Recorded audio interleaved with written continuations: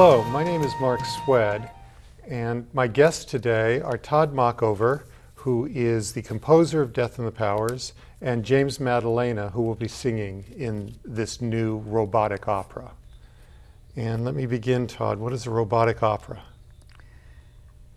Well, we're inventing it, so nobody knows yet. But it's not what you might expect. It's not an opera with robots playing characters on stage. Something else. When I first started thinking of this project, I've done several operas which are as varied as you might find in the opera world. I did a science fiction opera. I did an opera called the Brain Opera, where the audience gets to participate. I remember you were at Resurrection, which was kind of a traditional opera. Yes. And this one, I wanted to, my very first image of this particular project was to have an opera where the stage would actually help tell the story. So I've tried many different ways of moving theatrical technique and the way an opera looks and feels and sounds into the 21st century. And one thing, I've worked a lot with technology, but the feel of technology is not something which attracts me very much. I like things which feel real and physical, and so I didn't want to have an opera with big screens that would take a character on stage. And we're so used to seeing cinema where we can see close-ups, and the only way that we know how to do that on stage is to take a picture of somebody with a video camera and blow it up. But that never feels very lively to me. So I wanted something where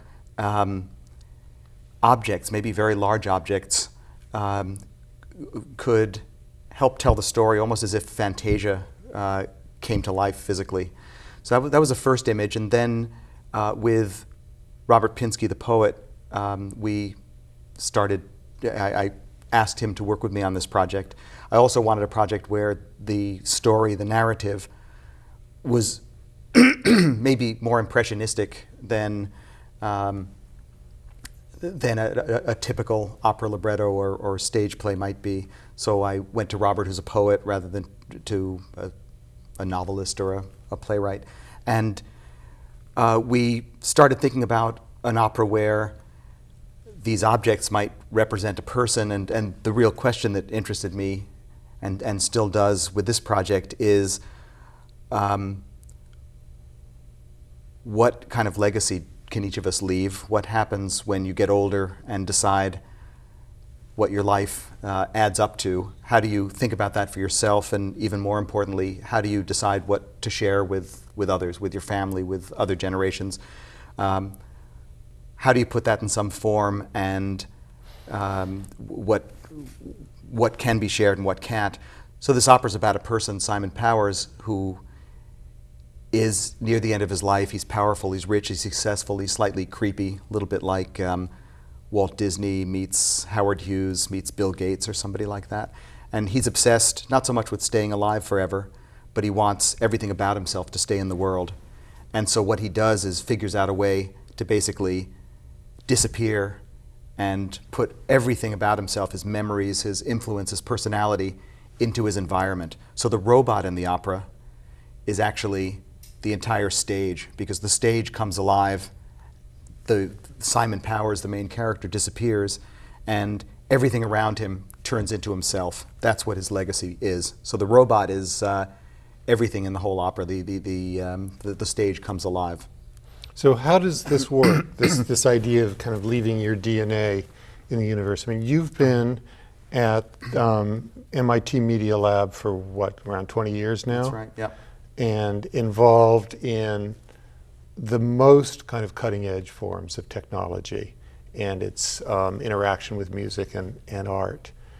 But how exactly does the technology hold, this DNA, this influence, we're talking about tangible and non-tangible kinds of aspects of a personality. Right. So one of the mysteries, one of the things we're trying to do is to concentrate on the less tangible aspects. So the set looks like kind of an abstraction of a library. They're very large walls, and the walls have things that look like books on them. They're actually made out of resin or plexiglass, so they actually can have projections on the sides of them, so they can change color and change form. But we're going to show very few. So one thing you might do is have DNA be explicit memories. You could imagine musical memories or visual memories, little ones, big ones on a large scale. What I'm more interested in is conveying gesture and breath and the kind of feel you get around a human being, but conveyed into some other form. So we've designed these huge walls so that they vibrate and undulate. The walls are, again, robotic, but not in any sense you'd imagine. Each of these books on the wall is actually on a little motor. So the books slide in and out and tilt back and forth. As they do that, they create very complex patterns, very beautiful patterns, and they also make sound. So another thing I'm interested in this project is transforming a human musical performance through, we build these things called hyper instruments. So somebody will perform. Typically, an instrument of mine, the music might be expanded through loudspeakers. In this case, almost everything that gets expanded is physical. So the walls themselves are like a big percussion orchestra. The walls actually make sound as they move around. There's a big chandelier in the middle of the set, which looks like a chandelier at first, but it can actually open up and dance, and it's a very complex string instrument. It has about 200 very, very long strings on it, kind of like longer. Actually, the shortest string is longer than a piano string, and it has many little objects, little actuators on the instrument that pluck the strings and vibrate the strings, tickle the strings in a variety of ways. So there's this huge physical environment that basically moves. It's choreographed. The gestures of this wall, the big parts of the wall is moving, and then little bits of it shaking and rippling and turning into forms, are meant to feel like exactly what Jim, who's the main character, Simon Powers, exactly the way he expresses himself. And what about Jim being in the midst of all of this technology? Now, you've played other, I won't say creepy, but unusual and difficult and important characters in the past, including you created the role of Nixon in Nixon in China. Yes. John Adams opera, very famous. What is your role in this? Who is Simon Powers, and how do you feel about being in all this technology? Well, I mean, we're finding out who Simon Powers is bit by bit, but I'm really excited to be involved with all this technology. I'm kind of like a science junkie, although I was never very good at math, but I'm so impressed with people who have math as a second language, And I watch Nova, is one of my favorite shows on TV, and when I found out that Cynthia Brazil, who's like one of the foremost robotics scientists in the world, who was on this Nova show, was involved in this project. I mean, it's very exciting, but it's mysterious. I know little bits and pieces about it, but it'll be an adventure. Speak about the vocal writing. It's traditional and non-traditional? Yeah, it's traditional and non-traditional. Again, the premiere's 2 years off, so we're still writing it. I'm still writing it.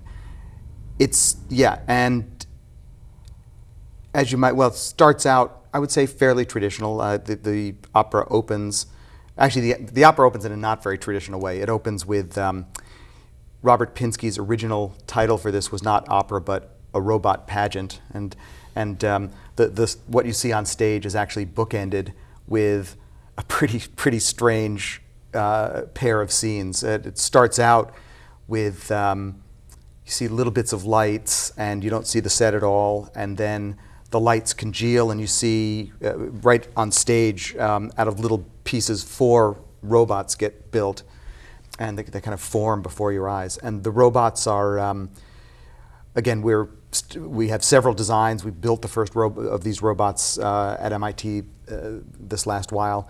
Alex McDowell, who's the designer for the robots, has a designer for all the visuals in the project.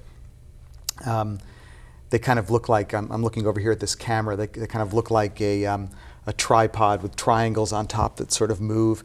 But the opera opens up where these robots have been left on Earth sometime in the future when there are no more people. And the leader says, okay, well, now's the time to perform this pageant. You know, we have to do this. And the other ones say, why do we really have to do this? And, no, we have to do this, and we get our points once a year for putting this thing on. And so they've been left with this performance that they have to do, and it's about death, and it's about mortality and passing on legacy, and it's something they don't understand at all. So one of the reasons they have to put this on is to understand what this humanity was like. And so they actually have a very strange language, and Robert wrote text for them to say, but what I'm setting it in, I'm making up a complete language that doesn't exist, and they won't sing Robert's words. We'll put Robert's words on titles, and they'll go like that. And then when it opens, it's the scene where Simon Powers has just about finished getting the system to work, and they're just about ready to turn it on. He's about ready to take his leave. His daughter and his third wife and his sort of research student, Nicholas, the person who's building this, are there confronting, is it going to work? What are you going to be like when this thing's turned on? Are you still there? Can we communicate with you? And in that scene, I would say it's it's my vocal writing, but it's melodic and angular and quite contrasted. And actually, the part that we're presenting tomorrow evening for the University Art Museum will be about halfway through that scene. We pick up where Simon Powers is just about to disappear. The system gets turned on. He says, "See you later," disappears. His third wife says, "What now?" The whole thing crashes, turns on, and then the system actually starts to emerge. And when the system emerges, there's no electronics at all. It's all based on recordings that we did with Jim's voice and transformations we do of Jim's voice. And so little by little, the system is built up from fragments of voices that at first you're not quite sure if it's the voice. And what kind of paradoxically, much of the opera will be bathed in material taken from the voice, although it won't sound like that. Mm-hmm. We need to take a break right now, but the system will go back on in a few seconds, and please stay tuned. We'll be right back. The University Art Museum is the only museum in Long Beach dedicated to contemporary art.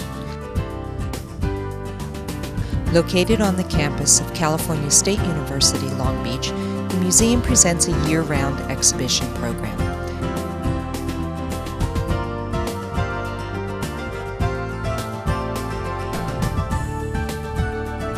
We hope to see you soon.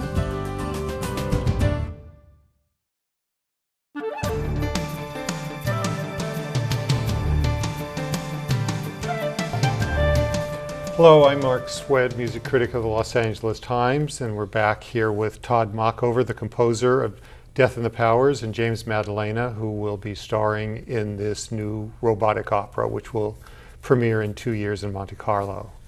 And Jim, you have created a number of roles, 3 operas for John Adams, Mm-hmm. and the first Nixon in China, you were Nixon, very famous role. Talk about what's involved in creating a new role. You kind of have a blank, you're coming in with somewhat, you have no tradition, but still there's a lot to do. Yeah, well, in the instance of Nixon, of course, there was a lot of research because this is a person, this is an American icon. So you know, And everyone was startled by how much of Nixon you were. Well, when you spend a couple of years reading every book that was ever written about, But the body language and everything. yeah. Well, I remember him. I'm old enough to really remember having seen him on television a lot. But with him, I looked at tons of still photographs because I found that to be more useful than videotape, because you can really see this frozen thought behind the eyes. So Nixon was a historical character, so there was a lot of research involved. Other characters, the no tradition part is really the most fun part for me, because you're really free to do what you want with it. And you know, when you're doing a role like Don Giovanni or the Count, you know, there's certain things that people expect of you, and so it's more restraining. But I love doing new music. I always did from my college days. I liked working with live composers. And at a very early age, I just decided I wanted to be part of my generation musically. And not just, I love doing the old masters, but that's sort of become my fach is doing new music. And so how do you prepare for a role like this? I don't know yet. I mean, you know, you obviously have to learn the music and just play with it. I don't know yet. I'll just have to see, you know, when I see the rest of the libretto and figure out more about this character, then. Yeah, I think directors are always crucial as collaborators for creating a role like this. And Diane Paulus, who's the director for this project, one of the reasons I like her so much is, well, for instance, the little preview we did of this in Monte Carlo, just 4 characters on stage, no scenery at all, and I thought she was fantastic in working with all of you at. You know, just honing in on little movements, human, very, very pertinent things that brought the character out. It's just fun, since he's a fictional character, then we just make him up together. Yeah. And you know, it's just like playing. It's fun. Yeah, and also since it's, Robert Pinsky is extremely playful and he's a wonderful person to work with. A couple of things come to mind. One is, since this is an opera about this guy who's leaving his legacy, we can just send email back and forth about backstory about this person that never necessarily ends up. Nobody says the words, and it maybe you never see these things. But you know, I can write them. You should CC those to me. Yep, absolutely. That's a good. Because I haven't talked to Robert about this. That's the other element, as you know, he's going to have a lot of input about the final product. Yeah. And this was a surprising choice in a way. At least to me, it would seem a surprising choice that you would have picked Robert Pinsky, who was the poet laureate of the United States, and not someone I would immediately connect with this kind of a project. Talk about how and why he came about as the librettist. I think my first impulse was I wanted a real freedom with the way of structuring the text in this opera. I had the feeling that a lot of the story would be told through visuals and through music, and not necessarily with. I knew there'd be moments where we would stage scenes and have a traditional narrative, but I also had a feeling there would be large bits of the opera. I mean, we're talking about this transmutation of a human being into some other realm. We're talking about being bathed in somebody's personality, memories. So I wanted a poet, and he's one of my very favorite poets. I just really love his work. I love it for being precise, articulate, worldly, but also able to be fantastical. So that was my, and actually the first time I met with him, I called him out of the blue. We'd met once, but didn't really know each other, and I just said, look, I have this idea for a project, and here's the basic idea. He said, yeah, this sounds great, let's talk some more, I'd love to work on it, but I've got to tell you, I'm not a storyteller. I don't make up stories all the time, so maybe that's a problem. So first of all, it turns out he is a pretty good storyteller, but we actually brought in somebody else named Randy Weiner, who is a dramaturge. That's what he does, is he makes up stories. And so he's actually, mentioned, right, I mean, he's a core part of the creative team. He and Robert worked very closely together to make a story and then turn it into this libretto. So I think the team of the two of them worked very well. And then the creative team in general, since so much of this, a lot of the story is told by how these walls behave, how they become his character, how the whole set moves, how these instruments are built.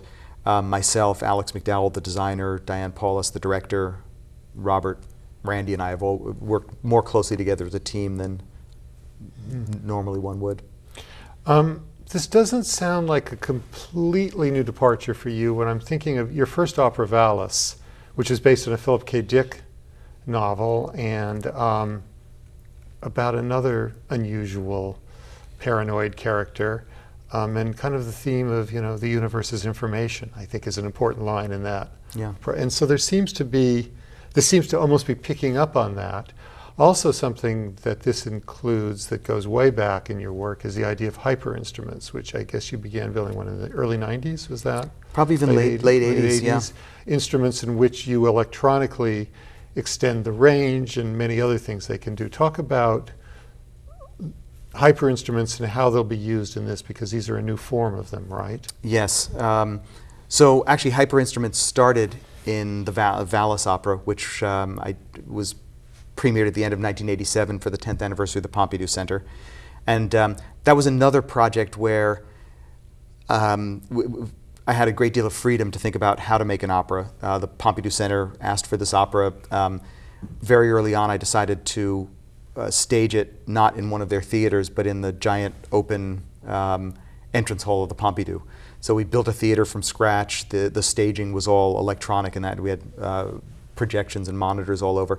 And for the orchestra, I really wanted rich, complex sound, and lots of it, but I wanted to be able to rehearse it like a rock band. So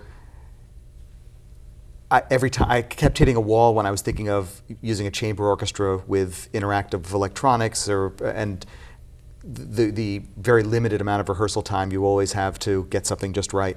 So I kept reducing the amount of instruments, and ended up with an orchestra of two people, one percussionist, one keyboard player. And because of that, I thought of this idea of how you could take a virtuosic musician, measure the performance, measure the interpretation, and use that for that single performer to control a much larger palette of sound or detail or layering than you could normally, and that turned into hyper instruments. And I've been developing those in a lot of ways ever since. We still build. I just finished a project with Matt Heimovitz, the cellist. We built a new hypercello, and so that's kind of the latest. There's still a line of professional instruments. I got very interested in building these kind of instruments for music lovers who aren't virtuosic musicians. So and also for children, right? And for children. And actually my big interest right now, which connects a lot with Death and the Powers, is so we did a lot of work over the last 5 years with children building special music toys and something like Hyperscore, where children can compose. Yeah, it's fantastic. But right now I'm really interested in seniors. I'm really interested in well, I'm interested in, I mean... It's what you were talking about at the other event about the Alzheimer's. Well, yeah, I mean, very generally, I mean, children, we're all interested in children. I mean, it's and musically in particular, it's fantastic to think of a way that children can start life in music with joy and actively participating rather than, taking lessons for many years before you have any fun. But I'm really interested, I'm 53 myself now, and I'm just quite, my parents are getting older and I'm just interested in the fact that it's much less well defined what a meaningful life means through the 60s, 70s, 80s. And I mean, we're going to live to 100, and health is one health is a very important part of it. But spiritually and in terms of engagement and what the shape of our lives are, and that to me that's a very, very deep interest and open question. And to me that's actually what this opera is about. And in fact, one of my ideas that we're starting to develop now is that this system that Simon Powers builds for himself, I'm quite interested in making this system. We built HyperScore as a graphic composing tool where kids can make their own music. But I'm thinking of this system as a new kind of creative tool where maybe other people can come and use it as a way of showing what their legacy is, or shape. Maybe it's an environment that allows people to make an opera of their own life. Let's say that's one thing that I'm. So in some ways, this project, we've got 2 years before it opens. It is going to develop into something I can't quite predict now. But I think it's fair to say that there are elements of Valis and there are elements even of the brain opera that are going to turn up, mutated and pushed further in this project. That's my guess. And this opera will open in Monte Carlo in 2009, and then it will travel to other parts of Europe, US, Asia. Yes. And we hope to the West Coast, not sure yet. And it's designed in some way to fit in various different kinds of spaces as well. It is. On the other hand, and it's designed like Valis was to be self-contained. So it's got all this technology, but the technology is being designed to fold up and travel. But these walls are pretty big. They really are. Mm-hmm. And it's not something designed for a high school auditorium. I mean, you need a big enough stage and fairly intricate theatrical infrastructure, I would say. Well, thank you very much. I want to thank James Maddalena and Todd Mockover, and I'm Mark Swed. Thank you. Thank you.